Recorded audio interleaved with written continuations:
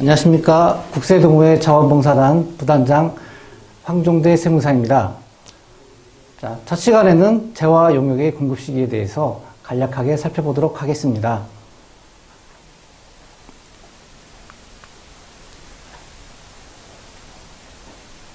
자, 재화 용역의 공급 시기에 앞서서 부가가치세 과세 대상 재화 용역은 무엇인지 개념 정의부터 살짝 들여다보도록 하겠습니다. 부가가치세의 과세 대상은 재화 또는 용역 그 자체 또는 부가가치로 하지 않고 그 부가가치세의 전가를 전제로 이루어지는 재화의 공급과 용역의 공급 그리고 재화의 수입 요 세 가지 거래 행위를 그 부가세 과세 대상으로 규정하고 있습니다. 자, 그럼 재화의 범위가 무엇인지 한번 보도록 하겠습니다. 그러니까 재화는 물건, 권리, 요 물건과 권리 외에 기타 요 세 가지로 분류가 됩니다. 자, 유체물은 우리 눈에 보이는 것들, 뭐 상품, 제품, 원료, 기계, 건축물 등이 있을 수가 있고요. 자, 무체물에는 뭐가 있느냐? 전기, 가스, 열 등 관리할 수 있는 자연력이 있습니다. 자, 권리에는 뭐 여러분 잘 아는 그 지적재산권, 산업재산권, 뭐 광업권, 특허권, 저작권 이런 것들이 있고, 뭐 대표적으로 우리 사업하다 보면 영업권, 영업권이 또 우리 권리가 될 수가 있습니다. 그 다음에 뭐 선화증권, 창고증권, 화물상환증이 있는데 이것은 이제 그 물권적 뭐 권리가 있다고 해가지고 특별히 뭐 과세 대상으로 보고 있습니다. 자, 그러면 다음 페이지로 넘어가겠습니다. 자, 재화가 뭔지 이제 살펴봤고, 다음은 재화의 공급이 무엇이냐. 자, 재화의 공급은 계약상, 법률상 모든 원인에 따라서 재화를 인도하거나 양도하는 것. 결국 뭐 소유권을 넘기는 것이죠. 자, 요 재화의 공급은 다시 유상의 외부 거래를 의미하는 것입니다. 근데 유상의 외부 거래지는 아니지만 부가세법에서는 자, 간주 공급, 그 다음에 개인적 공급, 사업상 증여, 폐업 시 잔존재화 등에 대해서는 특별히 부가세 과세 대상이라고 언급을 하고 있습니다. 자, 간략하게 면세 전용이라는 것은 무엇이냐? 그 사업자가 과세사업에 쓰겠다고 어떤 물건을 샀습니다. 재화를 받으면서 매입세 공제를 받았는데 이거를 나중에 부가세가 과세 안 되는 면세 사업에 사용하더라. 그랬을 때는 그 시점에 부가세를 과세를 합니다. 매출 세액으로. 자, 판매 목적의 직매장 반출이라는 것은 자, 그래서 제조장에서 만들어서 재화를 만들어서 그거를 팔기 위해서 자기의 다른 사업장으로 판매 목적으로 반출을 할 때 자, 제조장에서는 물건을 만들기만 하니까 그 매입세액 환급만 발생하고 다른 판매장에서는 매출만 일어나니까 그 이쪽 사업장, 제조장은 환급, 이거를 판매하는 직매장은 납부세액만 발생합니다. 그러다 보니까 이 직매장, 자기 제조장에서 직매장으로 이동하는 것에 대해서, 판매 목적으로 이동하는 것에 대해서 부가세를 과세를 하고 있습니다. 자, 비영업용 승용 자동차와 그 유지를 위한 재화라는 것은 우리가 뭐 렌트카 업체라든지 여기에 운수 사업자가 취득한 그 승용차는 분명 자기 과세 사업을 위한 것이니까 매입세 공제를 받았을 텐데 만약에 그 승용차를 자기의 종업원이나 사장이 출퇴근용으로 쓴다. 그럼 그때 과세를 해버립니다. 그때. 자, 주의하실 것은, 자, 자기 영업용으로 쓴 승용차를 출퇴근용으로 썼다. 그럼 과세를 한번 당합니다. 그런데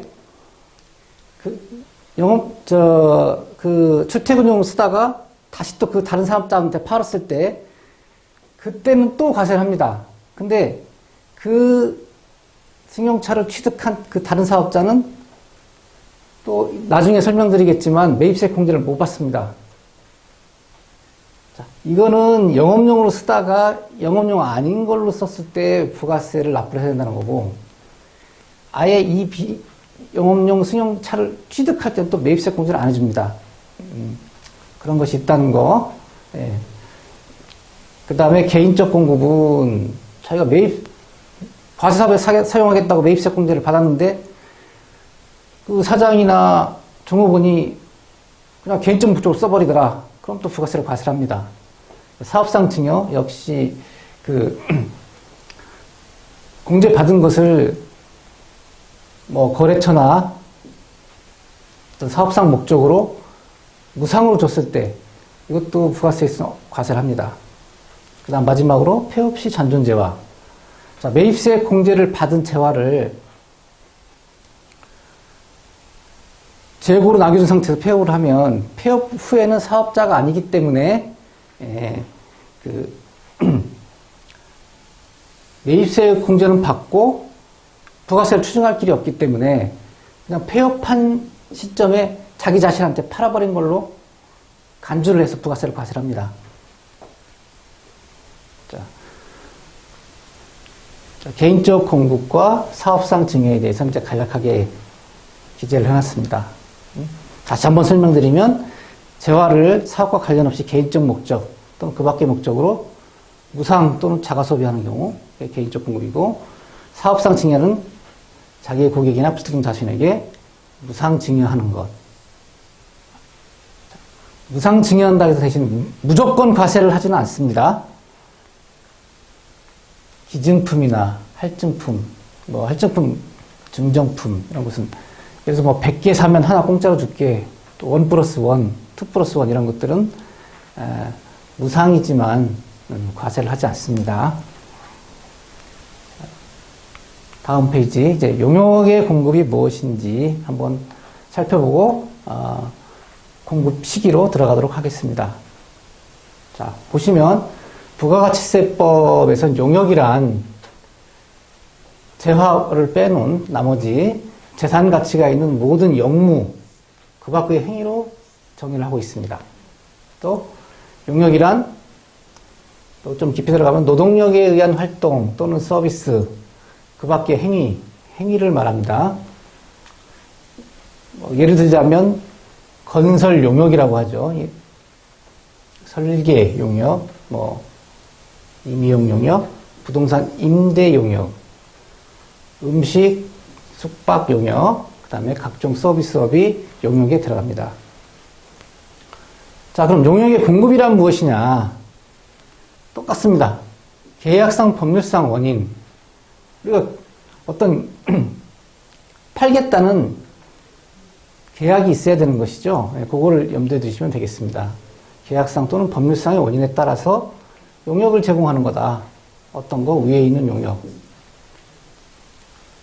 자, 근데 용역 공급은 아닌데 용역 공급으로 보는 것이 있고, 또 용역 공급인데 용역 공급이 아니라고 정의한 특례 규정이 있습니다.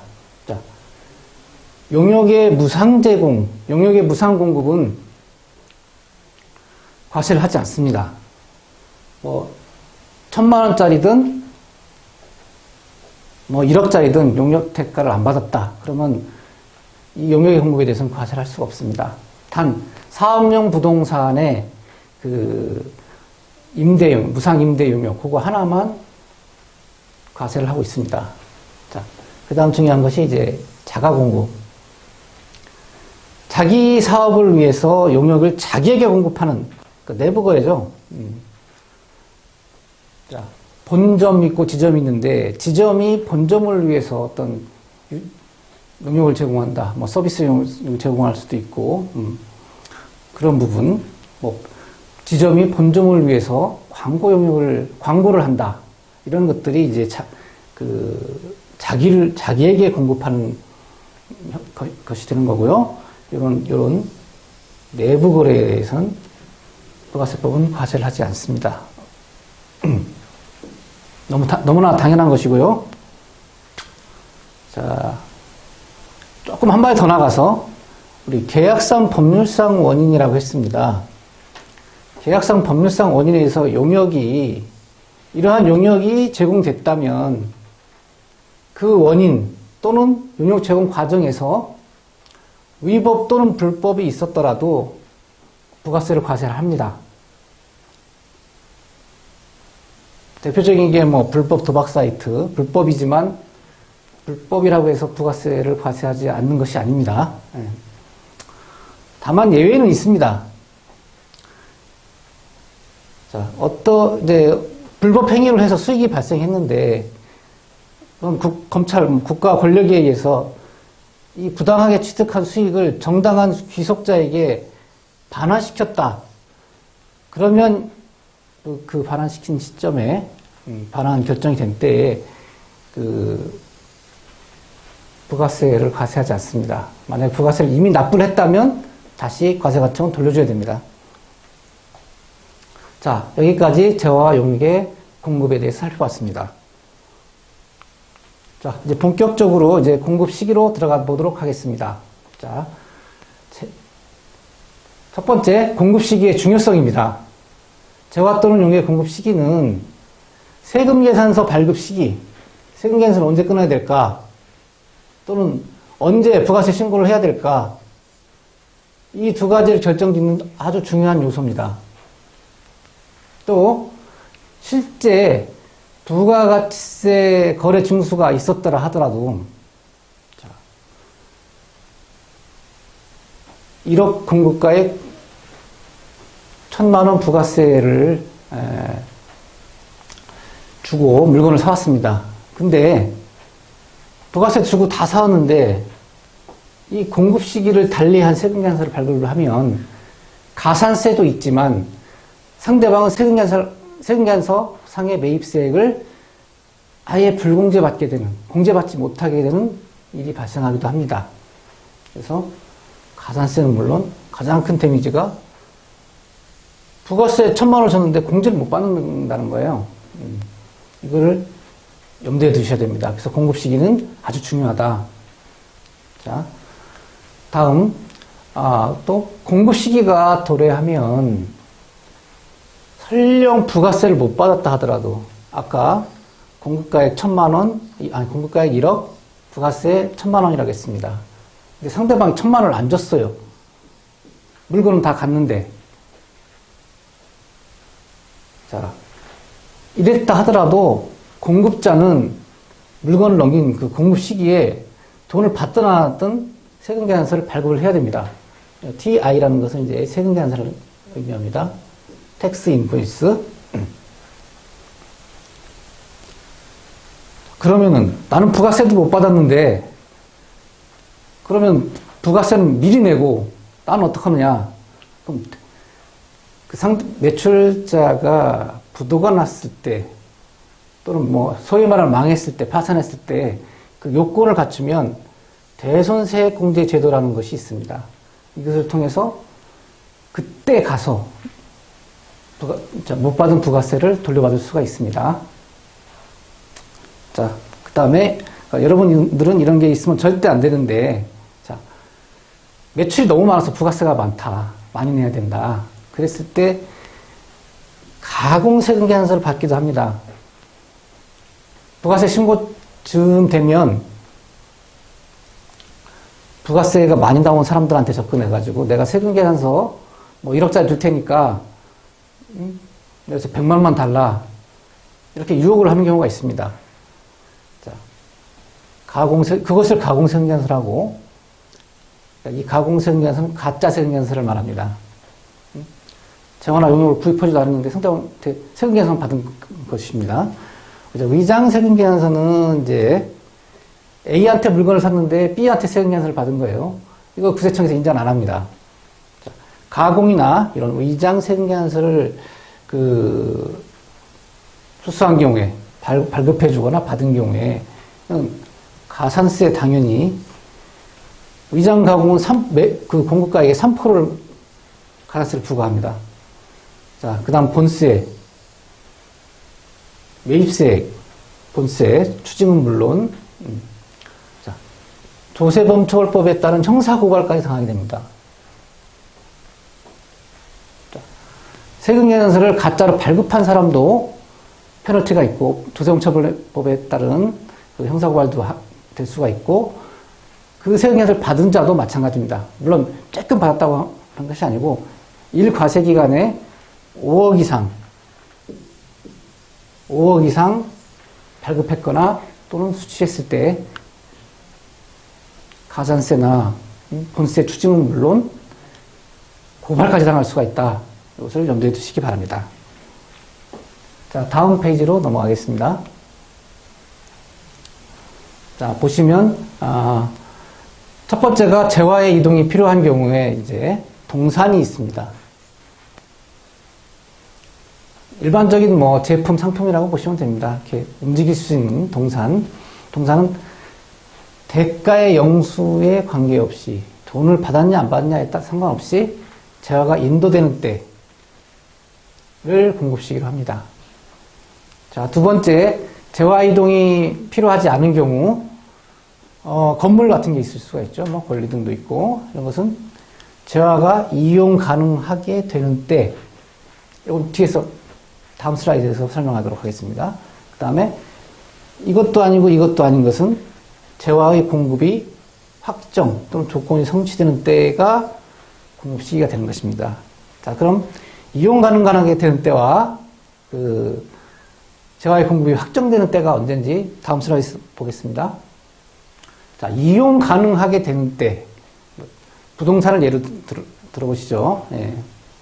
자, 계약상의 내용을 이행함으로써 매수자가 재화의 소유권을 주장할 수 있는 그 시기인데, 그 시기가 보통 어느 때냐? 자, 부동산을 예로 들자고 했습니다. 제가. 자, 소유권 이전 등기일, 잔금 청산일, 실제 그 건물에 들어가서 실질적 배타적으로 사용 수익한 날, 요 셋 중에 빠른 날이 공급시기입니다. 자, 그럼 앞서, 자, 재화의 공급이 확정되는 때가 언제냐? 그것은, 자, 공급 가액, 공급 시기, 거래 상대방이 결정돼서 이 부가가치세를 정가화시킬 수 있는 때, 그때가 공급 시기입니다. 결국, 이때가 돼야, 세금계산서에 이게 다 들어가지 않습니까? 이때가 돼야 비로소 세금계산서를 발급할 수 있기 때문에 최소한 이 정도는 결정이 돼야 재화의 공급이 확정됐다고 볼 수가 있는 것입니다. 자, 다음 페이지 넘어가겠습니다. 자, 구체적인 공급 시기인데 중간지급 조건부, 그 다음에 완성도 기준 지급 조건부, 그 다음에 장기 할부 판매 조건, 요 세 가지는 부가세 실무상에서 많이 접하는 것이기 때문에 꼭 알아두셔야 됩니다. 자, 먼저 그럼 중간지급 조건부를 한번 보겠습니다. 자, 세 가지를 적어놨습니다. 재화를 인도하기 전, 재화가 이용 가능하게 되기 전, 용역 제공이 완료되기 전, 앞서 얘기한 공급 시기 전이죠. 요 전에 계약금 외의 대가를 분할하여 지급받는 경우로서 계약금을 받기로 한 날의 다음 날부터 재화를 인도한 날, 여기에 대응되는 거죠. 재화를 인도한 날, 이용 가능하게 되는 날, 또는 용역 제공 완료일까지의 기간이 6개월 이상인 경우 중간지급 조건부의 요건을 충족했다고 봅니다. 그래서 이 중간지급 조건부에 해당이 되면 그 계약서상에 대가를 받기로 한 그때 대가의 각 부분을 받기로 한 때 그 받기로 한 금액을 공급가액으로 기재를 해서 반드시 세금계산서를 발급을 해야 됩니다. 자, 좀 설명이 좀 빨랐는데요. 자, 이것은 정상적인 공급 시기가 도래하기 전에 미리 세금 계산을 끊은 것은 인정하겠는데, 약정원대로 끊어라 이겁니다. 자, 다시 한번. 정상적인, 자, 동사는 인도하기 전이고, 동산 외에 부동산은 이용 가능하게 되기 전이고, 용역 제공은 그 완료일 전에 계약금액의 대가를 분할한다는 것은 최소 3회라는 겁니다. 계약금, 중도금, 잔금. 계약금 외의 대가를 분할해서 받는다는 거니까 계약금, 중도금, 잔금. 그럼 중도금은 뭐 1차, 2차, 3차 이렇게 갈 수가 있겠죠. 그리고 중요한 것이 6개월 이상이다. 계약금 받기로 한 날부터 정상적인 공급 시기가 도래하는 날까지 기간이 6개월 이상인 경우. 이때는 받기로 한 날에 받기로 한 금액을 무조건 세금 끊어라. 근데 세금 끊을 때는 돈 받았냐를 따지지 않고 그 약정서에 있는 기간, 이거를 지키라는 것이고, 그 다음에 대가의 수령 여부는 따지지 않는다. 그 기간, 그날이 되면 끊으라는 거고, 계약서를 만약에 변경할 수가 있습니다. 처음에는 이제 6개월이 아니었는데 6개월 이상이 됐다. 그러면 그때부터 중간지급조건부예요. 처음엔 4개월이었다가 10개월로 늘었다. 계약금이고 중도금, 잔금 이렇게 했다. 그럼 요 변경되기 전까지는 4개월이니까 계약서상 4개월이니까 중간지급조건부가 아닙니다. 이 계약금에 대해서는 세금계산 안 끊어도 되는데 이때 4개월에서 6개월 이상이 되는 계약이 돼버렸다. 계약 변경을 했다. 그러면 요 계약 변경일에 요 계약금 안 끄는 거를 이때의 중도금과 합해서 끊어버리면 되고요. 그 다음부터는 변경된 계약에 따라서 중도금, 잔금 때 세금계산서를 발급하면 되는 것입니다. 자, 이 정도면 중간지급조건부는 설명됐을 것 같고요. 다음, 자, 완성도 기준 지급조건에 대해서 설명을 드리겠습니다. 자, 공급자가 건설공사 같은 데서 일에 완성도를 측정하고, 그 다음에 상대방한테 기성 청구를 하고, 그 상대방은 기성을 확인해서 대가를 확정하는 그 일련의 행위가 있는 그 거래 조건을 완성도 지급 조건 뭐 이런 식으로 표현을 합니다. 완성도 기준 지급 조건부 거래라고 합니다. 자, 완성도 지급 조건부 거래에 있어서 중요한 것은 자, 시공사 일을 하는 사람이 나 얼마큼 일했다는 기성 청구를 하고 그다음에 공급받는 자는 그 기성을 확인해야 됩니다.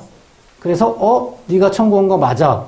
그래서 그 대가를 확정하는 요 세 가지 행위가 있어야 완성도 기준 지급 조건부가 되고, 자, 그러면 그 공급 시기는 어떠냐? 언제냐? 이것도 마찬가지로 대가의 각 부분을 받기로 한 때입니다. 자, 기성 청구하고 확인을 해서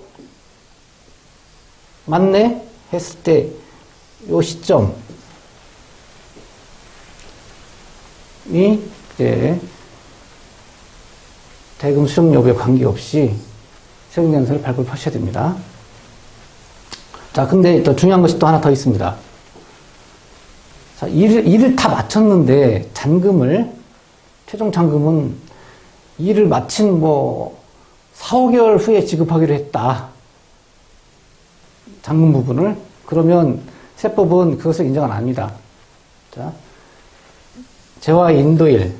아까 원칙적인 공급시기였죠. 부동산 같은 경우 이용 가능하게 되는 날. 이때를 공급시기해서 잔금에 대해서는 세금계산서를 발급해야 됩니다. 결국 일이 다 끝난 다음에 기성 청구는 없습니다. 예를 들어서 준공이 완료됐다. 그럼 이 준공일까지는 그 정해진 도급 금액 전체에 대해서 그 전부 세금계산서가 발급돼줘야 되는 것입니다. 그러니까 준공인 이후에 받기로 한 기성이라는 것은 없다. 최소한 이 준공일까지는 잔금에 대해서 세금계산서를 발급해야 됩니다. 완성도 기준지급 조건부에 대해서는 이 정도만 아시면 될 것 같고요. 다음 이제 장기할부 판매입니다. 장기할부 판매란 재화를 공급하고 그 대가를 월부, 연부, 그 밖의 부불 방법에 따라서 받는 경우로서 2회 이상 분할해서 대가를 받고, 이게 중요합니다. 해당 재화의 인도일의 다음 날부터 최종 할부금지일까지 기간이 1년 이상이어야 된다. 또 1년 이상이라는 것이 계약서에 확정되어 있어야 됩니다. 자, 1년 이상이란 말이 중요한데, 자, 이 두 가지 요건을 모두 충족하면 장기할부 판매가 되고요. 그럼 장기할부 판매는 인도일이 아니고 인도한 후에 각 대가의 부분을 받기로 한 때를 공급시키기로 합니다. 근데 만약에 1년을 못 채웠다. 그럼 일반 할부 판매가 돼가지고 인도일이나 양도일에 그냥 한 방에 세금계산서를 발급하셔야 됩니다. 다음 넘어가겠습니다. 자, 이건 이제 용역의 공급 시기인데, 용역의 공급 시기는 한번 살펴보도록 하겠습니다. 자, 우리 통상적인 용역의 공급 시기는, 자, 일이 끝난 때죠. 용무의 제공이 완료된 때입니다. 그 다음에 아까 완성도 기준 지급, 중간 지급 조건부, 장기할부 판매 설명을 드렸죠. 재화나 용역이나 그 조건은 똑같습니다. 또 공급 단위를 구획할 수 없는 용역을 계속적으로 공급하는 경우, 이런 것이 이제 공급 단위를 구획할 수 없는 용역이라는 게 전력 같은 게 있을 수가 있습니다. 이런 것은 대가의 각 부분을 받기로 한 때입니다. 이건 뒤에 설명드리고, 자, 1, 2를 적용할 수 없는 경우는 이제 영무의 제공이 완료되고 그 가액이 확정되는 때가 공급시기입니다. 다음, 둘 이상의 과세기간에 걸쳐서 계속적으로 용역을 제공하고 그 대가를 선불로 받은 경우. 자, 예를 들어서 부동산 임대 용역을 제공하는데 건물주가 임차인으로부터 1년치 임대료를 한꺼번에 받았다. 그러면 예정신고 또는 과세기간 그 종료일을 공급시키로 봅니다. 예를 들어서 1월 1일 날 1년치 임대료 1억을 받았다. 그러면 자, 부가세는 1기가 있고 2기가 있습니다. 1기는 1월 1일부터 6월 30일까지고 2기는 7월 1일부터 12월 31일까지인데, 자, 1월 1일 날 임대료 1억을 받았다. 그러면, 자, 개인 사업자를 가정할 때 건물주가, 자, 7월 25일 날 부가세 신고할 때는 6개월치 5천만 원만 신고하고, 2기 때 5천만 원 이렇게 신고를 하시면 됩니다. 소위 말하는 월할 계산을 해서 부가세 신고를 하시면 된다는 의미입니다. 자, 요 대가의 각 부분을 받기로 한 때 이 부분에 대해서 한번 뒤에서 살펴보도록 하겠습니다. 자, 아까부터 계속 대가의 각 부분을 받기로 한 때라는 표현을 쓰는데 그 약정일에 그 받기로 한 때에 대가를 수령했는지는 불문한다. 그냥 받은 걸로 보고 끊으라. 이렇게 이해를 하시면 되겠습니다. 자, 우선 세금계산서 발급 시기에 설명할 텐데 아까 임대를 선불로 받은 거 얘기를 했지 않습니까? 그러면 이 말은 이제 선발행 세금계산서라고 해가지고 그 공급 시기는 도래하지 않았지만 대가를 미리 받았을 때 그 대가를 받은 범위 내에서 세금 계산서를 발급을 해도 인정을 해줍니다. 그러니까 세금 계산서 발급 특례의 규정이 있습니다. 세금 계산서 발급 특례의 규정이라기보다는 공급 시기의 특례입니다. 자, 아까 임대료 얘기를 했습니다. 임대료 1년치를 선불로 받은 경우 월할 계산해서 해당 과세기간분에 대해서 세금 계산서를 각각 발급해라. 자, 1년치를 만약에 후불로 받았다. 후불로 받아도 마찬가지입니다. 똑같이 월할 계산하면 되는 것이고요. 임대료를 현물로 받은 경우도 대가를 받은 거니까 그 시가를 따져서 1기, 2기 월할 계산에서 분배를 하면 되는 것입니다. 자, 이상으로 재화 용역의 공급 시기에 대해서 간략하게 살펴보았습니다. 수고하셨습니다.